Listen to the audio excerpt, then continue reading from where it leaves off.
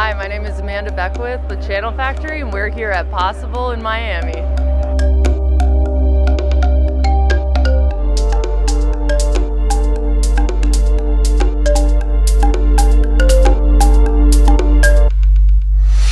What are you looking forward to most at Possible this year?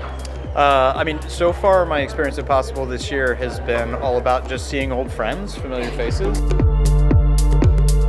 Well, one of the things that I've seen here at Possible is a networking opportunities with so many professionals within the advertisement and marketing industry. What I'm looking forward to most at Possible is this. It's the networking. It's the connection. What do you think should be at the forefront of the conversation here at Possible? What I think should be at the forefront of the conversation here is how we're going to make things like CTV and streaming work for everybody across the board. Well, being a podcaster, I'd love to see more content about audio. I think there's a lot of focus that should be placed on transparency in the ecosystem.